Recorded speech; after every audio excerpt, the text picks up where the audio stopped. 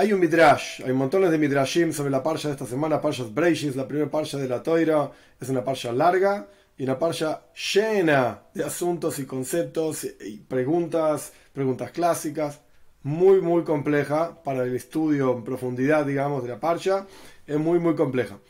Entonces vamos a analizar una idea, un concepto nada más, basados en un midrash. Entonces directamente voy a leerles el midrash. Es muy cortito e interesante el intercambio entre un filósofo, así lo llama el midrash. Le preguntó un filósofo a Rabbi Ishaya. Preguntó la siguiente pregunta: si el bris, la circuncisión, si el bris mila, es algo muy preciado por Dios, como sabemos de la historia de Abraham y de que Dios le mandó a Abraham todo de generación tras generación, no en esta parsha, sino después. Pero ahora vamos a ver por qué nos pusimos a hablar de bris. Paciencia. Es algo muy preciado por Dios. Es el pacto entre Dios y el pueblo de Israel, etc. Entonces, ¿por qué no le fue entregado al primer hombre? Nuestros sabios cuentan que el primer hombre nació ya circuncidado. Pero más allá de ese relato, la pregunta del filósofo era esta: ¿por qué, si Dios quería tanto el bris, la circuncisión, por qué no se la dio como mitzvah, como precepto al primer hombre? Entonces el Rabbi Ishaya le contestó al filósofo. Vamos a ver un intercambio muy interesante, muy gracioso, incluso interesante. Y el midrash mismo dice, la respuesta del rabino fue como diciendo, tómatela. Y después le da una respuesta interesante. Vamos a ver. El rabino le contestó así: ¿y por qué te cortás el pelo? ¿Y por qué no te cortás la barba? O sea, el rabino le estaba... Ahora vamos a ver qué dice el filósofo y qué le responde el rabino, pero básicamente el rabino lo estaba tratando, en hebreo se dice doige bekash, lo estaba empujando con una pajita, como quien dice, yo te hice una pregunta importante, filosófica, etcétera, y vos me respondés con una pregunta tonta. ¿Qué me estás diciendo? ¿Por qué te cortás el pelo de la cabeza y no te cortás los pelos de la barba? Entonces el filósofo le respondió, bueno, porque el pelo de la cabeza, esta es la traducción literal del midrash, ahora explico. El pelo de la cabeza creció conmigo en tontería, cuando yo era un tonto. Es decir, el pelo de la cabeza empieza a crecer cuando uno es un bebé. Incluso hay bebés que nacen con pelo ya. Y cuando uno es niño, cuando uno es chiquitito, uno es, entre comillas, grandes comillas, un tonto. No sabe las cosas de la vida, no entiende, no tiene sabiduría, etc. Cuando uno ya crece más, ahí empieza a crecer la barba. La barba representa pelo, pero cuando uno ya es más inteligente, porque ya creciste más, tenés más experiencia, más conocimientos. Entonces, el rabino le preguntó: ¿y por qué te cortás los pelos de la cabeza y no te cortás los pelos de la barba? Y el filósofo le contestó: porque los pelos de la cabeza representan niñez, tontería. Los pelos de la barba representan sabiduría. Entonces le dice el rabino: sacate los ojos. Los ojos crecieron con vos desde que eras chiquitito. Desde bebé ya tenías ojos. Cortate las manos, rompete las piernas, porque también crecieron con vos cuando eras un tonto. Entonces acá, de vuelta, como dije antes en la introducción, el rabino estaba tratando de sacar al filósofo de su pregunta, llevarlo por cualquier otro lado. Olvídate de lo que estábamos hablando, no importa. El filósofo preguntó por qué Dios no le dio el bris, la circuncisión al primer hombre, y el rabino empezó a hablar de cortate el pelo, la barba, sacate los ojos. ¿De qué me estás hablando? Y el filósofo no lo dejó al rabino desviarse de la cuestión. Y el filósofo le dijo: ahora que llegamos a estas palabras, ¿qué me estás diciendo con esto? ¿De qué me estás hablando? ¿Que me saque los ojos y me corte las piernas? No, tonterías. Yo te hice una pregunta filosófica y vos me respondes con tonterías. Entonces el rabino ahí se puso más serio, por así decir, y le dijo así: mira, dejarte ir vacío, sin nada, no puedo. No corresponde, y no se puede. Me hiciste una pregunta filosófica: ¿por qué Dios no le dio al primer hombre el bris, la circuncisión? Entonces yo te voy a responder. Intenté zafar, digamos, decir cualquier cosa hasta que te olvides de tu pregunta, pero no funcionó. Ahí te contesto: todo lo que fue creado en los 6 días de la creación requiere de acción, que hagas algo. Y el rabino explicó: como la pimienta hay que endulzarla, como algún tipo de fruto, turmoisin, no importa, algún tipo de baya de los árboles, qué sé yo, algún fruto requiere ser endulzado. el trigo requiere ser molido, incluso el ser humano también necesita tikkun, necesita ser reparado. Esto es lo que hizo el Midrash. Resumen, simplemente para no perder de lo que estábamos hablando, y ahora voy a explicar dónde saca el Midrash esto. Resumen, el filósofo le pregunta al rabino por qué el Dios no le dio el bris al primer hombre, o sea, nos creó así con el bris hecho, etcétera, no lo creó perfecto. El rabino le respondió, Bekitsur, en resumen, porque es el hombre que tiene que repararse a sí mismo. Dios te crea así como sos y vos tenés que trabajar con vos mismo. No estás listo, no estás terminado, tenés que hacer algo. ¿De dónde se saca esto en la Toira? Al final del relato de la creación, en el final de lo que sería el final del capítulo 2, o el comienzo del capítulo 2, qué sé yo, los capítulos no importan. El final del relato de la creación es que Dios bendijo al séptimo día y lo santificó, porque en ese día descansó de todo su trabajo, y acá vienen las palabras claves. Asher bara Elohim la'asos, que Dios creó para hacer. Esa palabra última, palabra la'asot, que Dios creó para hacer, para funcionar, no se entiende. Que Dios creó, punto. Dios descansó el séptimo día, sé lo que fue lo que quiere decir, no importa. Dios descansó de todo lo que hizo, punto. Entonces, ¿por qué viene acá la Torá y agrega una palabra más? Oye, para Elohim lazo, es que Dios creó para funcionar. Rashi dice que en realidad todo ese trabajo que él iba a hacer, la'asot, a hacer en Shabbat, el séptimo día, Dios lo hizo el sexto día y el séptimo descansó. Ok. Dios creó un mundo entero en 6 días y el séptimo descansó, no hizo nada, por así decir, el séptimo día. Esto es lo que dice Rashi. Ibn Ezra dice otra explicación. Ibn Ezra dice que Dios en los 6 días de la creación inyectó, por así decir, no lo dice con estas palabras, pero no importa, inyectó en la creación misma la capacidad de regenerarse. Las plantas hacen crecer otras plantas, los seres humanos tenemos hijos, y así sucesivamente. Dios creó entonces, en el versículo, Dios creó para que cada criatura haga, funcione, anda y reproducite, hace más, genera más. Esto es lo que dice el Ibn Ezra. Después están otros comentarios que no vienen al caso ahora, pero el Midrash dice sobre este versículo, Asher bara Elohim la'asos, que Dios creó para hacer, para funcionar, lesakein, para reparar. Dios creó el mundo en 6 días, el séptimo día descansó. ¿Y qué significa esto? Significa que Dios nos dio a nosotros la posibilidad de repararnos y mejorarnos a nosotros mismos. En otras palabras, surge de todas estas explicaciones que dimos. El Midrash con el bris, porque Dios no le dio al primer hombre el bris, la circuncisión, para que el hombre se lo haga, se repare a sí mismo. De la expresión del Midrash sobre este versículo que Dios creó para hacer, es decir, para que la creación misma se repare, crezca, se desarrolle desde diferentes perspectivas, o porque las plantas crecen, los seres humanos tienen hijos, etc., o porque cada uno en su interior tiene que mejorarse a sí mismo. Surge de este Midrash, de esta idea, ¿el mundo como fue creado es perfecto? La respuesta aparentemente es no. El mundo no es perfecto. Dios creó un mundo para que el mundo mismo, el ser humano, qué sé yo, los animales, cada criatura, se repare, se mejore a sí misma. Entonces el mundo no es perfecto, Dios te lo puso en tus manos, para que vos mismo hagas algo con ese mundo que Él creó en 6 días. Esto es lo que surge de estos midrashim.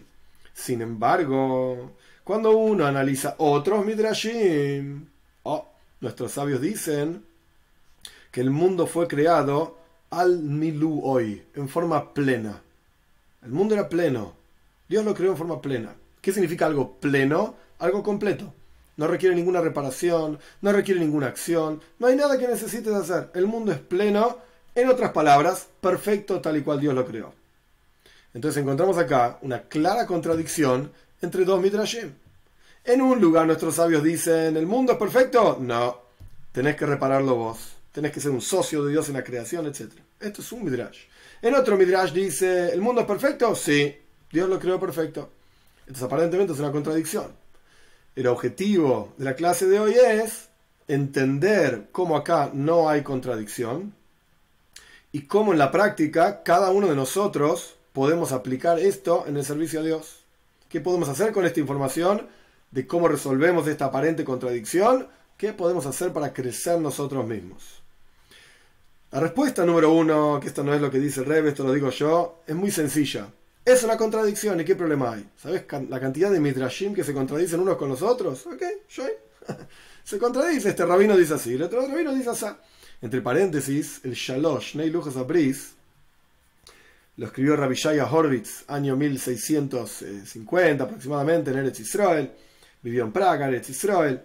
Un personaje muy interesante en la historia de nuestro pueblo, un libro muy interesante, etc. Es uno de los ejemplos típicos y clásicos de un genio, por supuesto, de la Torá, que trae montones de midrashim en montones de lugares diferentes que se contradicen y siempre muestra, sale como quien dice el gato siempre cae parado, siempre muestra cómo en realidad están hablando de la misma cosa, cómo en realidad ven la misma cosa de diferentes perspectivas y no es una contradicción. Se tomó el trabajo, no de todo el midrash, por supuesto, pero se tomó el trabajo de muchísimos asuntos, muestra cómo en realidad no hay contradicción. Pero es una posible, mala, pero posible respuesta decir, ok, se contradice el midrash, este rabino dice así, el otro rabino dice así, y a otra cosa. Terminamos la clase, cerramos el libro y somos todos felices. Pero la jochme, la sabiduría no está en eso. La sabiduría está en entender por qué no hay contradicción. Y ahí es donde uno llega a escarbar, digamos, en la profundidad de lo que la Torá nos enseña, lo que nuestros sabios nos enseñan. Entonces, esto es lo que vamos a estudiar ahora. Un rabino entonces en un lugar dice, el mundo fue creado imperfecto, tenés que completarlo vos. En otro lugar está escrito otro midrash, el mundo fue creado perfecto, no hay nada que completar. La posible primera respuesta que el Rebbe plantea, y la vamos a rechazar, pero es interesante como respuesta, es, bueno, mira, en realidad el mundo fue creado perfecto, no le faltaba nada, era absoluto, plenitud total. Pero cuando el hombre peca y come del árbol del conocimiento, del fruto del árbol del conocimiento del bien y del mal, sea lo que fuera que quiere decir, hoy no lo vamos a analizar, no se puede estudiar todo junto, pero el hombre peca, esto está claramente escrito en la Torá, ahí hay un descenso en el hombre y en el mundo entero. Entonces, antes de que el hombre peque, el Midrash dice, sin ningún problema, Oilam al Miluoy Nibra, el mundo fue creado pleno, completo, perfecto. Cuando el hombre pecó, el mundo necesita ser reparado. El hombre necesita ser reparado, nosotros crecemos, etc. Y el mundo necesita ser reparado. Respuesta número 1, que suena bien. Incluso suena dentro de ciertos otros midrashim. El midrash es un libro muy amplio con muchas ideas y explicaciones. Pero no es una respuesta satisfactoria. ¿Por qué? Porque el versículo dice, Asher bara Elohim la'asais. Dios crea el mundo para ser reparado. Es decir, el mundo no necesita ser reparado porque el hombre hizo algo que no tenía que hacer y ahora cayó el mundo de nivel y hay que elevarlo y repararlo y qué sé yo, qué sé cuánto. No. Como Dios lo creó, según lo que dice el versículo, bara Elohim. Dios lo creó para que lo reparemos. Entonces, desde el momento de la creación misma, el mundo ya fue creado en forma de que necesitaba ser reparado. Entonces no nos alcanza la respuesta de que el mundo desciende de nivel porque el hombre peca, etc. No alcanza esto. Dios creó el mundo de esa manera. Entonces ahora volvemos a la contradicción. ¿Dios creó el mundo perfecto o lo creó el mundo imperfecto? Ok. Una de las explicaciones, el Rebbe lo introduce de esta manera. Una de las explicaciones es la siguiente. El asunto de que Dios crea el mundo de manera tal que nosotros necesitamos repararlo, esto ocurre, esto entra en vigencia en la creación en el séptimo día. Hasta el séptimo, esta es la respuesta y ahora obviamente la vamos a desarrollar, esta es la idea, que se entienda cuál es el punto. Hasta el sexto día, final del sexto día, por así decir, el mundo era perfecto. Al mundo no le faltaba nada. El mundo estaba 10 puntos, digamos 10 de 10, de cómo tenía que ser. Cuando llegó el séptimo día, de hecho, el versículo de donde aprendemos, donde aparece esta palabra, la azot, que Dios crea el mundo para funcionar, para ser reparado, etc. Esta palabra está al final del relato de toda la creación, incluyendo el séptimo día. No aparece esta idea antes del séptimo día. Llega el séptimo día de la creación, y acá Dios dice, señores, el mundo necesita ser reparado. Hasta el sexto día, incluyendo el pecado del primer hombre, porque el primer hombre peca, esto lo dice el Talmud en Sanedrin claramente, el primer hombre peca hacia el final del sexto día. No duró prácticamente nada, sin hacer lío, y esto lo estudiamos el año pasado también, si no recuerdo mal. No duró prácticamente nada. El punto es que cuando llegó Shabes, el hombre ya había pecado, y el hombre ya había sido echado del Gan Eden, y pasó Shabes, andás a saber dónde, fuera del Gan Eden, fuera del paraíso. El hombre peca unos minutos antes de Shabes, por así decir. De hecho, nuestros sabios dicen en otro Midrashim, si el hombre hubiese aguantado hasta Shabes, directamente llegaba a Moshiach, era otra creación, otro mundo totalmente diferente. Pero bueno, el hombre no aguantó, ya sabemos, y estamos acá sentados estudiando con la pandemia y toda la historia. El hombre peca instantes antes de Shabes. Quiere decir que cuando el hombre, incluso con el pecado del hombre, el mundo era perfecto. Cuando llegó Shabes, entonces Dios dijo, Lazos, hay que reparar el mundo. Hay algo más para hacer. Hay algo más para hacer y para reparar y para crecer y desarrollar. Es decir, de vuelta, de acuerdo a la situación en la que se encontraba el mundo en el sexto día, perfección. El séptimo día, hay que crecer. Hay que crecer, hay algo más para hacer. ¿Cómo entendemos esto? ¿Qué significa esto? Y ni que hablar, ¿qué significa en el servicio a Dios en términos prácticos? El Rebbe tiene su enseñanza, yo humildemente voy a proponer otra idea. El Rebbe explica esto con el concepto de tshuva. Tshuva significa, en traducción literal, arrepentimiento. Una persona hizo algo que está mal y la Toira misma lo manda a arrepentirse y no volver a hacerlo. Y hay montones de asuntos sobre tshuva, sobre cómo arrepentirse, según el castigo de lo que, según la gravedad de lo que uno hizo, el castigo que correspondería por lo que uno hizo. Okay. Y hay toda una carta de tshuva del Alter Rebbe, de arrepentimiento. Perfecto. Y hay niveles de tshuva también, como vamos a estudiar. Pero este es el concepto central y sencillo, básico de tshuva. Arrepentite por lo que hiciste mal. Ahora bien, una persona empieza a crecer en el servicio a Dios. Cuando se acerca más a la Toira, cuando empieza a estudiar más, a conocer más, entonces empieza a subir de nivel. Y los asuntos por los cuales uno ya había hecho tshuva, se había arrepentido en un nivel anterior, en un momento anterior en su vida, cuando todavía no sabía tanto, cuando todavía no había crecido y desarrollado tanto, cuando uno crece, uno tiene que volver a hacer tshuva por esos asuntos. Uno tiene que volver a crecer. En el nivel en el que estabas anteriormente, hiciste tshuva, te arrepentiste, y estaba bien tu tshuva. En las palabras de la Torah, tshuva nejoina, fue una tshuva correcta, un arrepentimiento correcto, para el nivel en el que te encontrabas antes. Pero en el nivel en el que creciste ahora, ya no alcanza. Hay que hacer tshuva con mayor profundidad.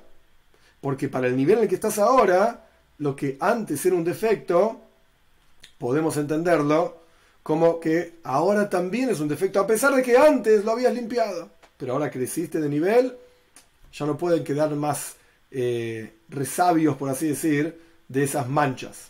Un ejemplo de este asunto es cuando uno tiene una ropa, que es una ropa barata, una ropa que uno usa para trabajar, qué sé yo, tiene una mancha más, ¿qué problema hay?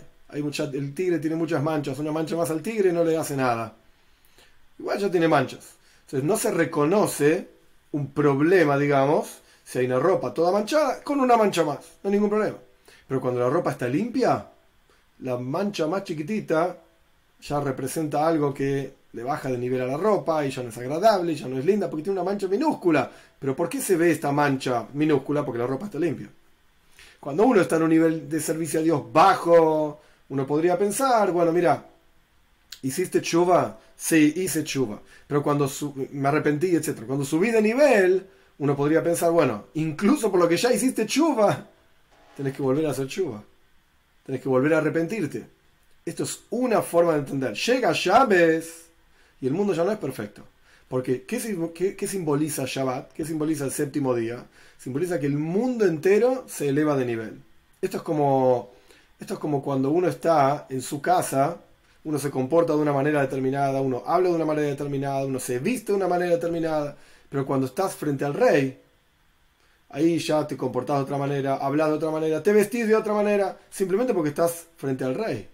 Te movés de otra manera.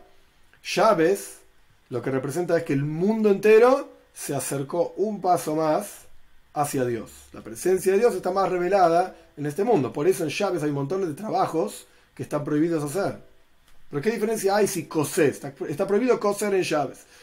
¿No? ¿Qué diferencia hay si coso o no coso? Yo lo quiero a Dios, lo aprecio y cumplo sus preceptos. ¿Cosés en Shabbat o no cosés en Shabbat? ¿Pero qué me importa? ¿Qué diferencia hay? Y la idea es que hay ciertos trabajos que frente al rey no corresponde hacer. Si vos estuvieses en tu casa, andá, cosé y sé feliz. Pero frente al rey, en Shabbat, si vos estás durante la semana, andá y hacé trabajos que se consideran como mundanos. Pero frente a Dios, porque en Shabbat todo el mundo está más, la presencia de Dios está más revelada en todo el mundo, estos trabajos ya no corresponde hacer. Son, en hebreo se dicen Uvdin de Joel. Son trabajos mundanos, trabajos de la semana que no corresponde hacer en Shabbat. Esta es la idea, una de las explicaciones de por qué en Shabbat no se pueden hacer determinadas cuestiones, 39 trabajos específicos, etc. Entonces, una posible explicación, pero vamos a ver que hay un nivel mayor de profundidad, pero una posible explicación de esta aparente contradicción es: el mundo en los 6 días de la creación era perfecto.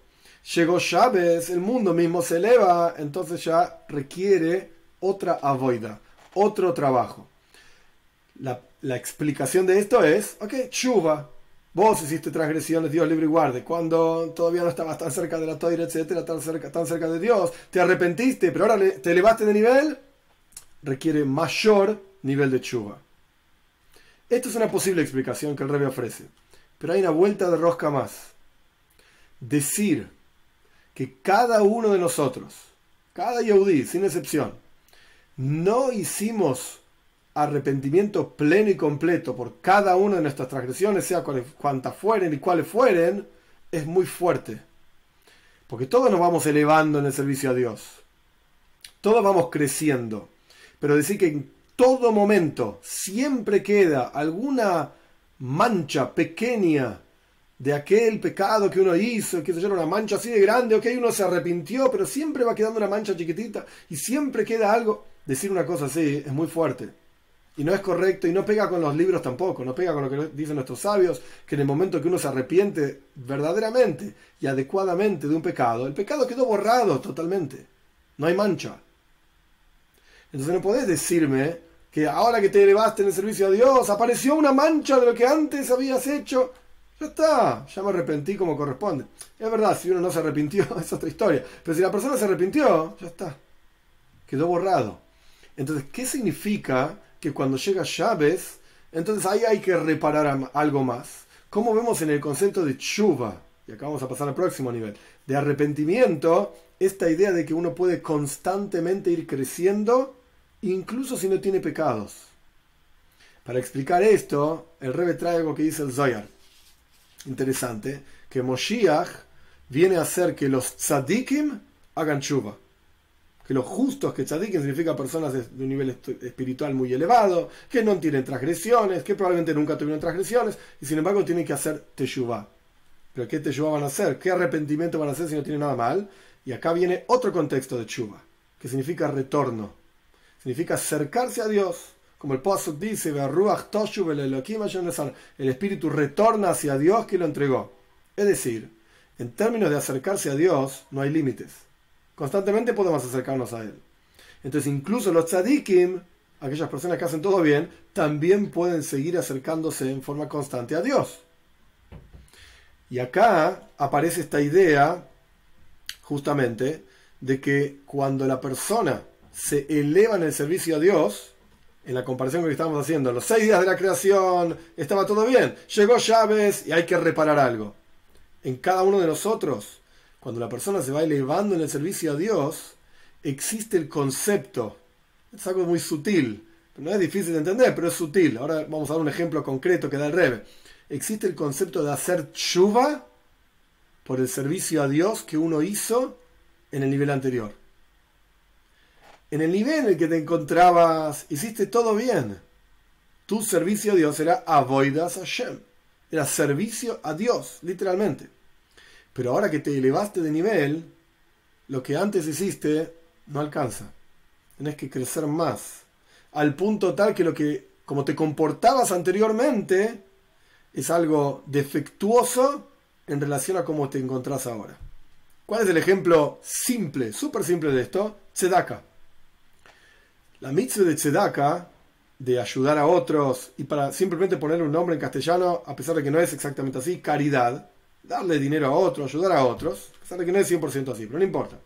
Para esto nos alcanza. ¿Cómo medís esta mitzvah? De acuerdo a lo que la persona tiene. Si la persona tiene poco dinero, entonces su obligación de tzedaka es, en cantidad, poco. En calidad puede que sea mucho, porque para esa persona representa poco dinero, pero mucha cantidad, porque tiene poco dinero. En porcentaje puede ser que sea mucho. Pero cuando la persona tiene más dinero, entonces su obligación de tzedaka crece, es mayor.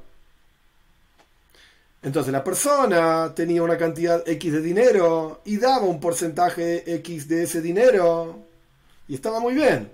Ahora que la persona tiene más dinero, no puede continuar dando lo que tenía antes, en cantidad, porque no es el mismo nivel de servicio a Dios.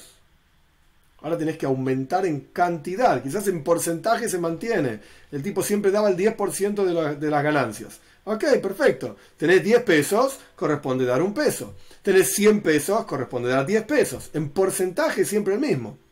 Obviamente que siempre podés crecer, etcétera, no vamos a discutir eso ahora. Pero en cantidad es otra. Antes dabas 1 peso, ahora das 10 pesos. No podés continuar dando 1 peso si ahora tenés 100. Cuando tenías 10 pesos estaba bien dar 1 peso. Pero ahora tenés 100 pesos, no podés continuar dando 1 peso. Y esto es lo que quiere decir que la persona tiene que repararse a sí mismo, crecer. Cuando crece en el servicio a Dios, hacer tshuva incluso por la avodas Hashem que hizo antes. A pesar de que antes estaba bien, pero según el nivel en el que se encuentra ahora, no. ¿Por qué es así esto? ¿Por qué decimos que uno debería hacer tshuva por aquello que hizo bien anteriormente? La idea es así.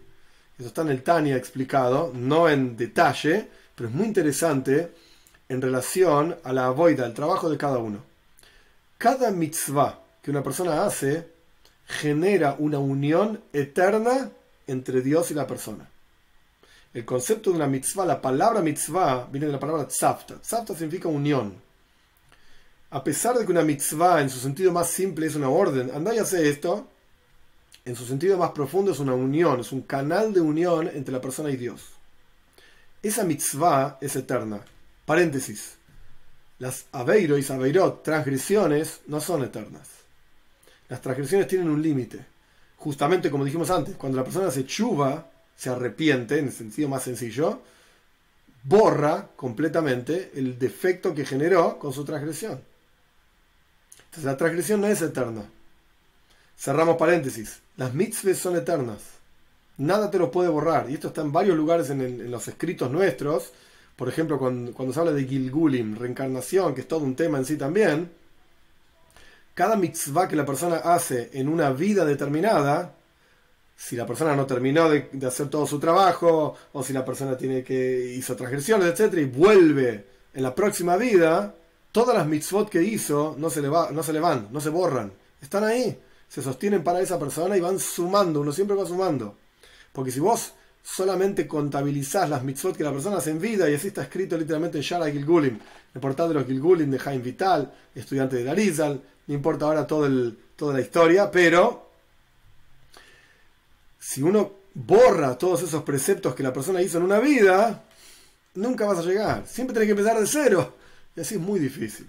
Entonces uno siempre tiene todo lo que hizo en las vidas anteriores, esto va sumando y va parado sobre este mismo asunto. Es el mismo concepto que se trae al respecto de Moshiach. La pregunta clásica es si las generaciones anteriores, la generación, qué sé yo, de Rambam, de Rashi, genios totales, rabinos de otra dimensión, ellos no pudieron traer Moshiach a pesar del servicio a Dios y conocimientos que tenían. ¿Nosotros? ¿Qué crees de mí? Yo soy un pobre burro. ¿Cómo yo voy a traer a Moshiach? Y la respuesta es porque nosotros somos como un enano parados arriba de un gigante. Ellos, para dar un ejemplo más, Rambam, Rashi, ellos son gigantes. Pero les faltaba un shtickle, un poquitito más. Entonces nosotros que somos enanos, no importa, nosotros nos paramos sobre los hombros de los gigantes y alcanzamos un paso más, pero porque estamos parados a los hombros de ellos. Si fuese por nuestro propio mérito, no, etcétera, no sería tan fácil. Pero estamos parados sobre los méritos de otros, generaciones y generaciones, etcétera. Entonces el mismo concepto que las mitzvot. Cada mitzvah es eterna. Entonces cuando la persona se eleva de nivel, uno crece en su servicio a Dios, porque estudió más, porque se desarrolló, etcétera, toma consigo en forma constante todas las mitzvot que hizo. Porque son eternas, como dijimos anteriormente, eso no se borra nunca. Pero esa mitzvah que uno tomó consigo, por así decirlo, la elevó al próximo nivel, en el nivel nuevo, superior, en el que uno se encuentra, ya no era tan mitzvah, ya no estaba tan bien hecha, ya no era tan plena y perfecta. Y este es el concepto de, como dicen nuestros sabios, que uno podría estar toda su vida haciendo tshuva. Pero una vez que te arrepentiste ya está, queda borrado el defecto, como dijimos anteriormente. No importa, porque el crecimiento y el desarrollo es eterno. Dios es eterno, Dios es infinito, uno puede infinitamente acercarse a Él y crecer infinitamente. Con esto el Rebbe explica esta contradicción, aparente contradicción entre los Midrashim.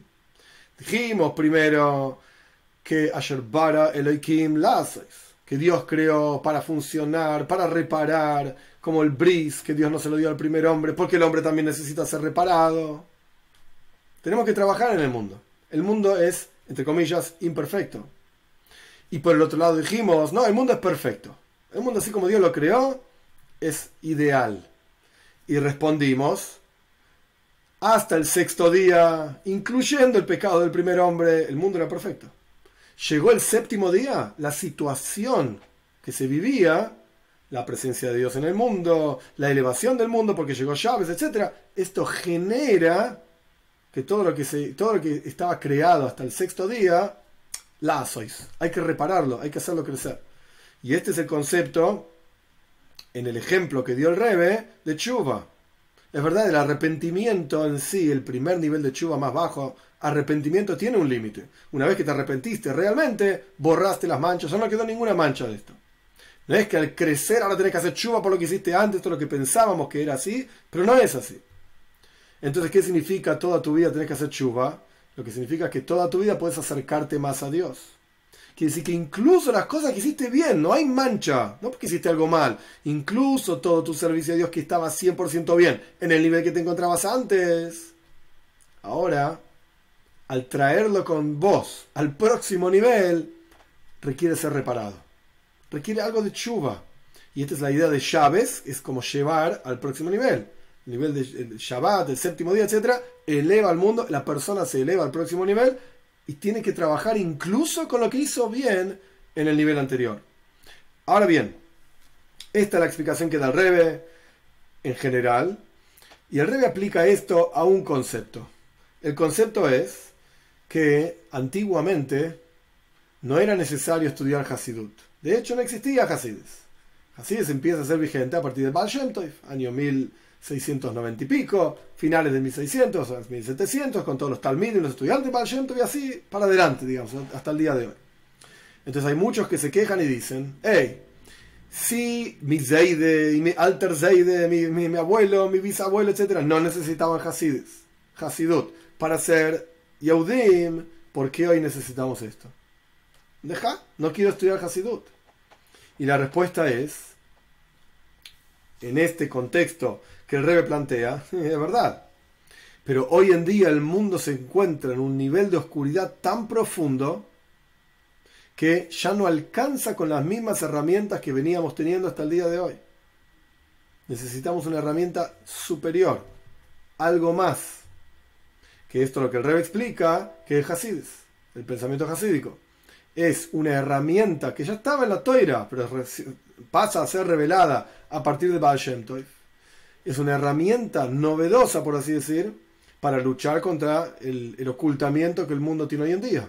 De hecho, hay una de las explicaciones de por qué Baal Shem Tov justamente se revela y aparece en la época en la que aparece, porque el mundo estaba como el judaísmo en el mundo estaba como desmayado, por lo menos en lo que era Europa Oriental, Rusia, Polonia, Rumania, toda esa zona. La gente estaba como dormida. ¿Por qué estaban como dormidos? Bueno, por los pogroms, no sé cómo se traduce, pogroms, masacres de los cosacos y los rusos y la historia de Shabtai Tzvi, no importa todos los detalles, el punto es que el judaísmo estaba muy decaído en toda esa zona del mundo. Entonces aparece Baal Shem Tov para despertar, para levantar, por así decir, el ánimo de la gente, levantar el interés en vincularse a Dios, en cumplir mitzvot, en estudiar Torah, etc. Hoy en día, si en aquel momento estaban en ese nivel de desmayados, por así decir, hoy en día, en ciertos aspectos continuamos desmayados. Y la oscuridad, lamentablemente, es cada vez mayor, como también está traído en los diferentes Farim, libros que hablan de este tema, de Moshiach y de las diferentes épocas, etc. Estamos instantes antes de que empiece a iluminar el sol. Pero el momento más oscuro de la noche, justamente, instantes antes de que salga el sol. Cuanto más avanzás en la noche, más oscuro está, por así decir. Estamos en esos momentos. Estamos en, como dice el Talmud también, Ikves Moshiach, los talones de Moshiach, los momentos instantes antes de la revelación de Moshiach. Entonces la oscuridad es muy grande, entonces necesitamos una herramienta superior. Una herramienta más fuerte y poderosa que pueda luchar contra esta oscuridad. Entonces este es el concepto que dijimos anteriormente al respecto del día de Shabbos. Cuando el mundo todavía no estaba, digamos, con la revelación divina de Shabbos, el mundo estaba bien, por así decir. Llega Shabbos, el mundo necesita ser reparado. Llega a un nivel superior de servicio a Dios, llega Hasides, quiere decir que esta es la herramienta que necesitamos para poder luchar contra la oscuridad que tiene el mundo hoy en día. Esta es la respuesta, esta es la idea, digamos, que aplica el Rebbe a de esta enseñanza. Hay que estudiar Hasides, a pesar de que antes no estudiaban. Ok, antes tenían suficientes herramientas para vivir sin esto también. Por eso no existía Hasides. No estaba revelado. Pero hoy en día necesitamos esto para luchar contra la oscuridad que vivimos hoy en día, etc. Hay otras formas de aplicar esta idea. A mí humildemente se me ocurre que este concepto puede ser útil, digamos, para la ciudad en donde nosotros nos encontramos. En donde en ciertos aspectos, en La Plata, en ciertos aspectos, el judaísmo, hay muchos que se burlan del judaísmo, hay muchos que no entienden el judaísmo, hay muchos que lo ven como una tontería, etc. Entonces, a pesar de que uno estudia, y a pesar de que uno enseña, y a pesar de que uno se desarrolla, etc., pero cuando la oscuridad es muy grande, se necesitan herramientas más poderosas. Dicho de otra manera, es justamente la profundización en el estudio lo que puede ayudar a que se revierta la situación de oscuridad muy profunda en donde uno se encuentra. Ya no alcanza con decir anda a estudiar Humash, anda a leer el texto, ¿sí? Breishis bar Elohim, en el comienzo de la creación, Dios creó los cielos y la tierra estaba desordenada. Quizás en alguna época sí alcanzaba con solamente estudiar eso, pero hoy en día ya no alcanza. Hay que estudiar eso y hay que ver qué dice un comentarista y el otro comentarista, qué dice el Talmud, qué dice esta perspectiva, este Midrash. Es solamente a través de esto que la persona se da cuenta de la profundidad que hay en la Toira. Si uno solamente se queda con el relato simple, básico, la traducción de las palabras, o incluso si uno sabe hebreo, si solamente se queda con las palabras, ya no alcanza. Puede ser que en una época sí alcanzaba, hoy en día no alcanza. Hoy en día no alcanza porque uno no logra percibir la profundidad verdadera que hay, que es infinita, pero uno no logra percibir esa infinitud que hay en la Toira si solamente se queda con las palabras, con la traducción de las palabras. Es solamente a través de que uno se dedica a profundizar realmente en cada una de estas palabras, por qué fue escrita de esta manera, qué es lo que representa, qué dice este Midrash, por qué se contradice con el otro. Cuando uno empieza realmente a estudiar de esta manera, es donde uno toma conciencia realmente de la profundidad de la Toira. Y ahí uno empieza a verla con otros ojos. Y ahí uno empieza a darse cuenta que cuando el Talmud dice esto y la discusión acá y allá, no están discutiendo tonterías. A veces incluso hay charlas del Rebbe específicamente sobre este tema, en donde parece una discusión totalmente superflua y el Rebbe va mostrando cómo diferentes sabios van discutiendo a lo largo del Talmud sobre un mismo concepto. Decenas de discusiones que parecen discusiones totalmente tontas. Cuando uno observa con mayor profundidad, se da cuenta que en realidad cada una de esas discusiones son expresiones de un enfoque en la vida. Un ejemplo nada más, que no tiene que ver con esta charla, sino que tiene que ver en general con el concepto. Beis Shammai y Beis Hillel. Beis Shammai era la casa de Shammai, una forma de enfocar el estudio. Beis Hillel es la casa de Hillel, es otra forma de enfocar el estudio. Y las discusiones entre Beis Shammai y Beis Hillel yo no sabría decir cuántas son, pero son muchísimas a lo largo de todo el Talmud, muchísimas discusiones. Y a veces son discusiones que parecen totalmente sin sentido. Si la miel cuando la sacás, esto es el final de toda la Mishnah, si la miel cuando la sacás del caveres, del panal de miel, impurifica o no impurifica. ¿Qué es la miel? No miel, anda a comer miel, te gusta la miel, come la miel, no te gusta la miel, no comas la miel. ¿Qué impurifica? Impurifica. Si la sacaste de esta manera o de otra manera. Si pensaste que ibas a sacarla, ya purifica o no impurifica. Discusiones que parecen totalmente tontas. Cuando uno profundiza, uno se da cuenta que en realidad lo que están discutiendo, y esto es para analizar con muchísima más profundidad también que la que estamos diciendo ahora, pero ahora no es el momento, lo que están discutiendo Beis Shammai y Beis Hillel prácticamente en todas sus discusiones es ¿qué prevalece? ¿El potencial de una cosa o la actualidad, la realidad de esa cosa? Beis Shammai siempre apuntan a que prevalece el potencial. A pesar de que una cosa ahora no es de esa manera, por cuanto tiene el potencial de serlo, ya es. Yo lo veo como que ya es. Esto es lo que dice Beis Shammai. Y en general es una visión muy estricta. Por eso Beis Shammai son siempre más estrictos. ¿Por qué? Y porque uno a veces tiene pensamientos de hacer cosas y después le cuesta hacerlas. Beis Shammai lo considera como que ya lo hiciste. Entonces tienes que tener extremo cuidado con tus pensamientos, extremo cuidado con cada actitud, porque según la visión y el enfoque de Beis Shammai, ya es realidad. El enfoque de Beis Hillel no es así. El enfoque de Beis Hillel es observamos la realidad, la acción concreta, el mundo concreto en el que vivimos. Ya sé que existe un mundo de pensamientos, pero no podés analizar a una persona por su mundo de pensamientos. No podés, incluso en ciertas discusiones, castigar a una persona por su mundo de pensamientos. Lo que cuenta es el mundo de la realidad. Y la halajá es como Beis Hillel. La ley en general es como Beis Hillel, hay excepciones, etcétera, pero la ley en general es como Beis Hillel. Entonces, de vuelta, incluso si encontrás discusiones que son totalmente superfluas y parecen incluso tontas, Dios libre y guarde, entre Beis Shammai y Beis Hillel, cuando profundizás te das cuenta que son enfoques en la vida, que uno mismo puede aplicar a su propia vida. Entonces, en este contexto, en este sentido, esto mismo es, humildemente lo que a mí me parece, que se puede aprender en términos más sencillos de estas hijas, de esta charla de Rebbe, de este concepto de llaves, del tikkun, de la reparación constante y crecimiento constante, etc. Este mismo concepto de profundización, de que en todos los asuntos en la vida uno tiene que saber que hay capas y hay niveles de comprensión de las cosas. Y la, diría yo, única, pero esto lo digo entre paréntesis, forma de conectarse con Dios y realmente sentirlo como algo presente en la vida de uno, y ser consciente de esto y realmente disfrutar de esa conexión que uno tiene con Dios, es cuando uno profundiza. Si uno no profundiza, es muy difícil sentirse conectado, sentirse inspirado. Es verdad, de vez en cuando vas a escuchar una historia linda, vas a escuchar a un rabino que te va a inspirar, pero son todas cosas pasajeras. Solamente cuando profundizás realmente, ahí te das cuenta de cuánto hay que estudiar, de cuánto falta por conocer. Y este es el concepto de que llega llaves en la creación, llega el séptimo día. Dios mismo crea el universo entero en forma perfecta. Pero cuando te elevas de nivel, te das cuenta que hay mucho más por hacer, mucho más por reparar, mucho más por crecer.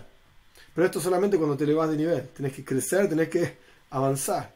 Y la forma de avanzar es profundizar.